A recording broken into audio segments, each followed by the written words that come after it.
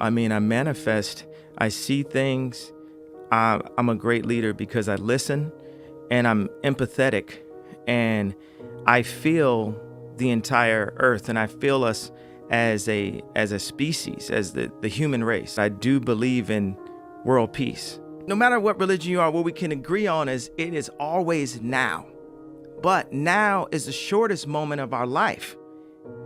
It's gone in an instant.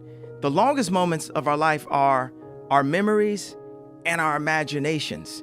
My mother had a decent job, you know what I'm saying? But she gave me a little allowance, $15, $20 a week, and I had to go out and get my own job at age 15. Matter of fact, at 14, I was cutting hair in a barbershop, so it was instilled in me to go out and just get it, and that made me be a leader around a lot of black men.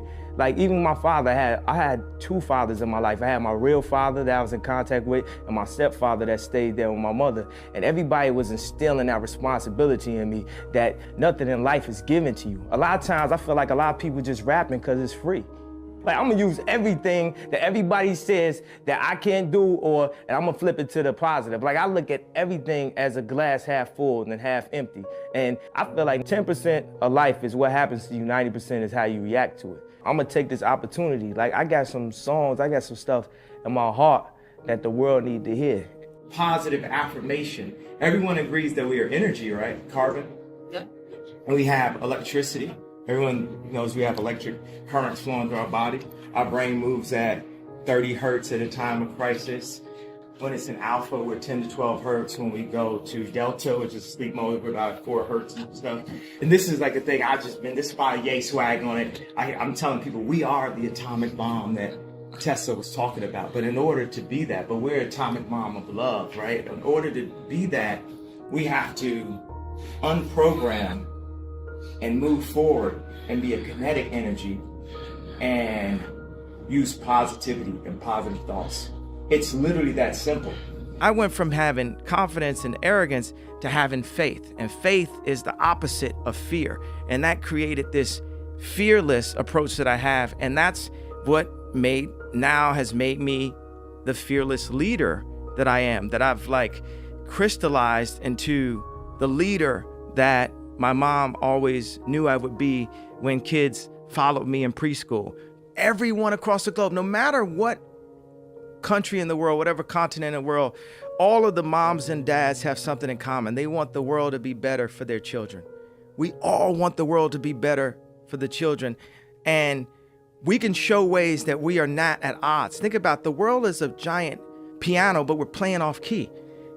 Because the greatest thing that a man has to give to anyone, whether it's their kids or whether it's their wife, is time. And how much time do we spend, chasing the American dream or chasing money and materialistic things? And how much time do we actually give to the women and children?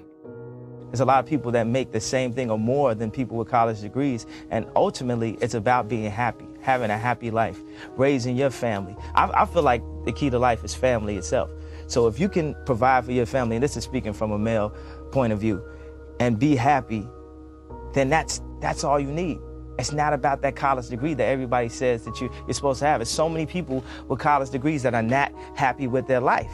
If you have a dream and you're good enough, because sometimes it's a difference between a dream and just being delusional. Don't just drop out of school. Like I was already making money in the music industry. I had a platinum plaque before I dropped out of school. Right. And I had a deal on the table with Columbia, with Sony. Anything in life that you put your mind to, you can do. The world is your oyster. That's all I tell people. And I really have a grasp of that being that I nearly died. It's this and it's heaven.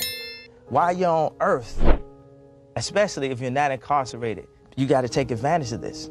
And that doesn't mean for everybody to be a rapper, for everybody to be a producer. Do what you do to the fullest and live your life and just be happy.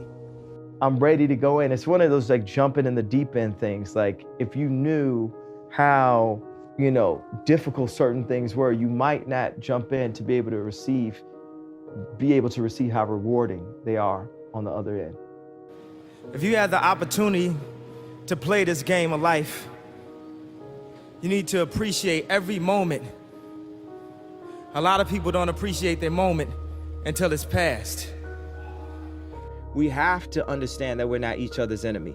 We have to stop discriminating against each other due to class and due to race and due to location or financial, position. We have to say, wow, that is the best version. Let's use it. Let's bring it to light. Let's move forward. Let's push forward as a civilization. Because we're so jacked up on our own egos and so misguided by mainstream, marketing, we don't know what the is real. We'd be apt to get into a fight this quick for the dumbest reason. It's like we're pitted against each other. We're mentally not in a place to be accepting, to not be jealous, and that part of that jealousy and that frustration that goes up across an entire globe is due to some of these other high corporation level limitations. That I've tried to open up so that creatives can be more empowered, because I believe the world can be saved or helped, and the world meaning us as human beings, our civilization, us as a race, as one race, can be helped through allowing people with more